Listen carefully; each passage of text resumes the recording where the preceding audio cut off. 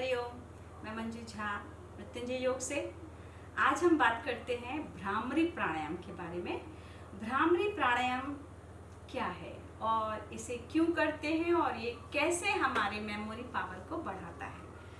देखिए, हम सुन लेते हैं कि भ्रामरी करने से स्मरण शक्ति बढ़ती है और आप टीवी देखते हैं और कान में उंगली लगाकर और षटमुखी मुद्रा लगाकर, मैंने देखा है बहुतों को षटमुखी मुद्रा लगा करके भ्रामरी प्राणायाम करते हैं।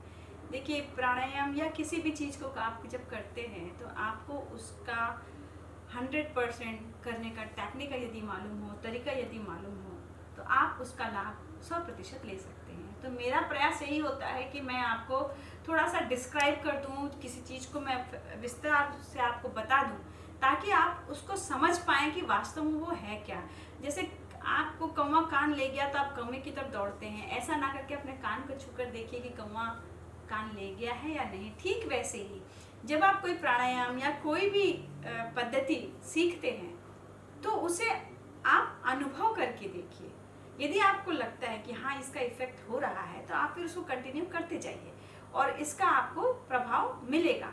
क्योंकि आसन, प्राणायाम, जितने भी योग के जो भी तरीके हैं वो ऋषि मुनि काल से बनाए हुए हैं और ये सब पहले से प्रूव्ड हैं। अभी विज्ञान उसको फिर से प्रूव कर रहा है। आधुनिक जीवन में हमारे जितने भी आसनास हैं उनको इंस्ट्रूमेंट के साथ टेस्टिंग हो रही है और टेस्टिंग होने के बाद उसे हेंस प्रूव्ड करके बताया जा रहा है कि हाँ, भ्रामरी मेमोरी पावर को बढ़ाता है। तो चलिए, आज हम आपको बताते हैं कि भ्रामरी किस प्रकार से आपके शरीर के किस किस अंग को प्रभावित करता है। भ्रामरी सिर्फ मेमोरी पावर नहीं बढ़ाता है, भ्रामरी प्राणायाम जो है वो आपके वोकल कार्ड को क्लीन करता है, आपके थायराइड पैराथाइड ग्लैंड्स को एक्टिवेट करता है। फिर आप अपने कान के पर्दों पर कभी ध्यान नहीं देते हैं। मेरे कहे अनुसार आप भ्रामरी करके देखिए कि आपके कान के पर्दों में गर्माहट महसूस होगी। वहाँ का जो वैक्स है वो भी एक्टिवेट हो जाता है और वहाँ से वैक्स निकलने लगता है। देखिए, बचपन में सारी चीज़ें सही होती हैं। जैसे जैसे हम बड़े होते हैं, उम्र के साथ कम सुनाई देना, कम दिखाई देना या स्मरण का शक्ति का कम हो जाना, ये सब उम्र के साथ होता है। क्योंकि उसके ऊपर एक लेयर चढ़ते जाती है, मस्तिष्क के ऊपर भी लेयर चढ़ती है, अशुद्धियों की नाड़ियों में भी, हमारे रक्त में भी, खान पान की वजह से जिसे हम कोलेस्ट्रॉल कहते हैं वो जमा होने लगता है और ये सब गाढ़ा होने की वजह से मस्तिष्क तक भोजन नहीं पहुंच पाता 100% और धीरे धीरे हमारी स्मरण शक्ति कम होती जाती है। तो देखिए, हम भ्रामरी किस प्रकार से करें और ये कैसे इफेक्ट करता है। भ्रामरी अर्थात भंवरे के गुंजन का प्रयोग करके हम अपने शरीर के अंदर ठीक वैसा ही कंपन पैदा करते हैं जैसे एक भंवरा जब गुंजन करता हुआ फूल के पास मंडराता है। तब गौर करिएगा, उसके जो पर होते हैं वो इतनी तेजी से कंपित होते रहते हैं कि आप बिलीव नहीं करेंगे, आप काउंट नहीं कर पाएंगे, उसके कंपन को आप महसूस नहीं कर पाएंगे। इतनी तेजी से वो कंपित होते रहती है और एक ही जगह पर वो आसपास मंडराता रहता है। कभी गौर से देखिए भंवरे को। ठीक वैसा ही कंपन हमारे अंदर उत्पन्न होता है और ये उत्पन्न कब होता है? जब हम उस साउंड के निकलने के सारे मार्ग को रोक देते हैं। देखिए, मुख से जब हम साउंड निकालते हैं, जब ध्वनि निकलती है, साउंड का जो रूल है वो क्या है? कहीं पर भी जाकर जब वो टकराता है और रिवर्स आता है। वैसे ही यदि आप कंठ से जो भंवरे की गुंजन निकल रही है उसे यदि आप रोकते हैं और वो लगातार रिवर्स मारता है तो ऑटोमेटिक बॉडी के इनर पार्ट्स में कंपन पैदा होता है। एक एक सेल्स, एक एक तंतु को कंपित करता है। उसके लिए क्या करना होगा हमें? सबसे पहले अपने मुख को बंद करके गुंजन करना है। दूसरा, अपने इस इंडेक्स फिंगर से कान के क्षेत्र को पूरी तरह से बंद करना है, यानी कि ऐसे बंद करना है जिसे हम कह सकते हैं वैक्यूम पैक। एक भी ध्वनि का कण बाहर ना आए और बाहर की कोई भी ध्वनि अंदर ना जाए। इस प्रकार से आप अपने कर्ण प्रदेश के अंदर, छिद्र के अंदर ये इंडेक्स फिंगर को पूरी तरह से डाल देंगे। उसके बाद उसके लिए आपको एक चीज का ध्यान रखना, आपके नाखून बड़े नहीं होने चाहिए, नाखून कटे होने चाहिए।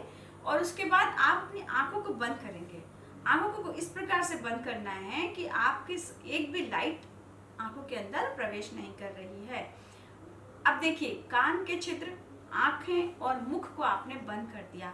नासिका प्रदेश जो है जो मार्ग हमारे शरीर के अंदर प्रवेश होने वाले हैं या अंदर से कोई बाहर जाने वाले हैं, उन सभी मार्ग को हम बंद कर रहे हैं। तो नासिका बच गया। तो नासिका में हम लंबी गहरी श्वास भरेंगे। अब देखिए नाक का छिद्र भी ब्लॉक हो गया, तो साउंड निकलेगा किधर से? ऐसी स्थिति में साउंड को हमको क्या फील करना है?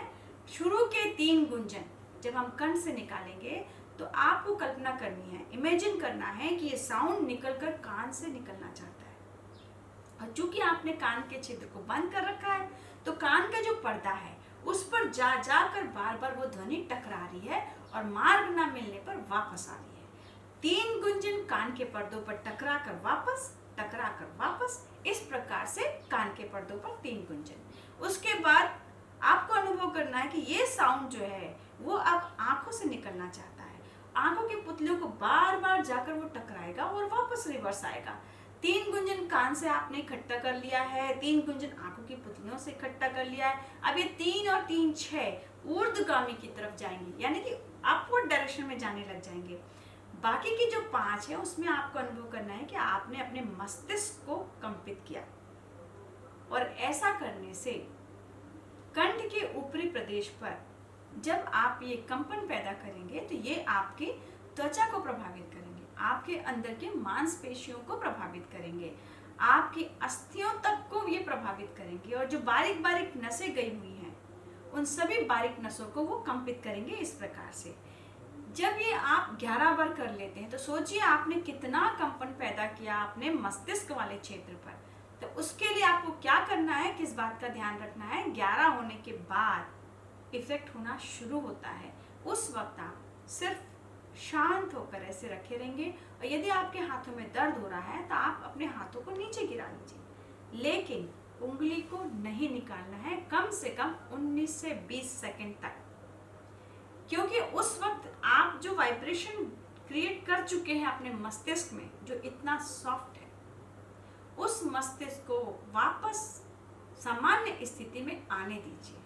उसके बाद कान के अंदर जो आपने उंगली डाला हुआ है उसमें एक छोटा सा छेद करना है आपको, और धीरे से बड़े प्यार से उंगलियों को निकालना है। इस प्रकार से नहीं निकालना है, क्यों? आपने जो साउंड इकट्ठा किया है 11 गुंजन के द्वारा, जब ये आपके मस्तिष्क को सकारात्मक रूप से प्रभावित कर सकता है, तो यदि आप झटके से निकालेंगे तो नकारात्मक रूप से भी ये आपके कान के पर्दों को इफेक्ट कर सकता है। तो ये जो मैं आपको बातें बताई ये आपकी सजगता के लिए है। अब मैं आपको ये गुंजन करके दिखा रही हूँ, किस प्रकार से आपको गुंजन करना है और किस प्रकार से उसको आपको इफेक्ट करवाना है। दोनों इंडेक्स फिंगर को अपने कान के पर्दे पर रखा, मेरुदंड सीधी, गर्दन सीधी, आंखें बंद, गहरी श्वास के साथ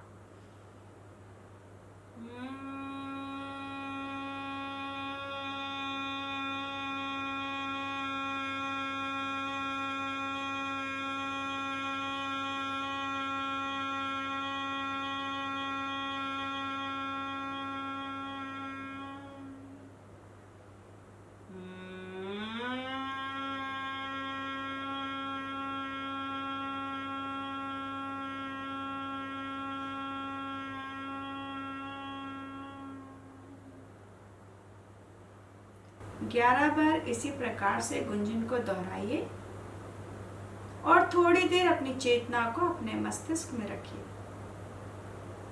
धीरे धीरे हाथों को नीचे की तरफ लाइए और छोटा सा छेद करके बहुत ही प्यार से, क्योंकि आपके कान के पर्दे बहुत नाजुक हैं,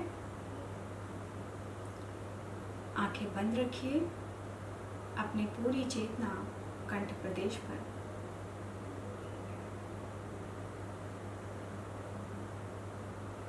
कंठ प्रदेश में हो रही शुद्धि क्रिया को महसूस करिए। अपनी चेतना लेकर के जाइए अपने थायराइड और पैराथाइड ग्रंथियों पर। उस भाग में आपको स्वेलिंग सा महसूस होगा। थोड़ी देर मन को वहां ले जाइए और सकारात्मक विचार लेकर आइए कि मेरी दोनों ग्रंथियां स्वस्थ हैं और निरंतर हार्मोन्स का रिसाव कर रही है। अब अपनी चेतना को लेकर जाइए अपने दोनों कान के छेद पर। दोनों कान के छिद्र के अंदर एक ऐसी जगह है जहां आपको गर्माहट महसूस होगी। अपनी चेतना उसी हिस्से पर ले जाइए जहां गर्माहट महसूस हो रही है। हल्का हल्का सा गीलापन महसूस हो रहा है। जिस हिस्से पर गर्माहट हो रही है वहीं आपके कान के पर्दे हैं। अपने कान के पर्दों पर पूरी सजगता ले जाइए, उस गर्माहट को महसूस करिए और अनुभव करिए कि इसी ध्वनि के द्वारा आपने जो ऊर्जा पैदा की है उसकी वजह से आपके कान के पर्दों की सिकाई हो रही है।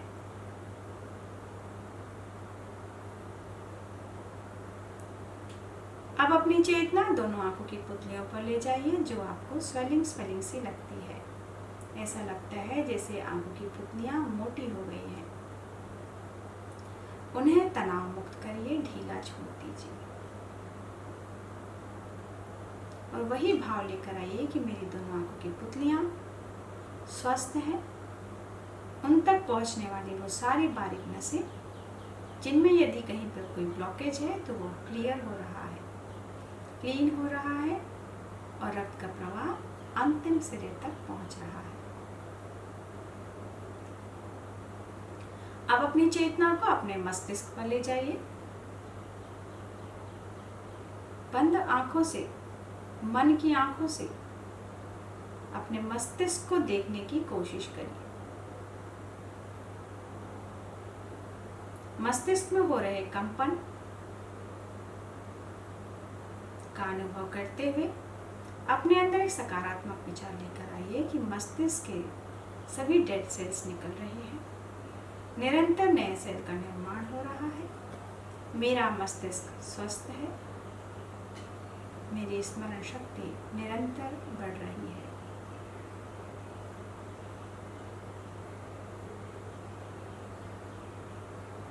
चेहरे पर किसी भी प्रकार का कोई तनाव नहीं। एक लंबी श्वास, दोनों हथेलियों को आपस में घर्षण करेंगे। जो आपका पाम होता है, जो गदली होती है हथेली की, इस पर ऊर्जा उत्पन्न करना है, रगड़कर गर्माहट को लानी है, क्योंकि इस गर्माहट को जब आप अपनी पलकों पर लाकर रखते हैं तो जो रेटिना फैली होती है वो सिकुड़ती है। त्वचा बहुत सेंसिटिव होते हैं यहाँ के, जो इस ऊर्जा को अवशोषित करते हैं। इसी वजह से आंखों की ज्योति बढ़ती है।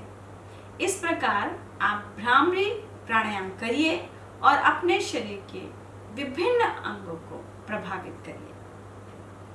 आप जब भ्रामरी करते हैं तो भ्रामरी करने के बाद जो मैंने वर्णन किया है कंठ प्रदेश का, कान के पर्दों का, आप चाहें तो इसे चालू कर लीजिए और सिर्फ मेरी वाणी सुनकर अपने शरीर के अंदर उसको अनुभव करिए, तो आपको इसका लाभ बहुत जल्द होगा।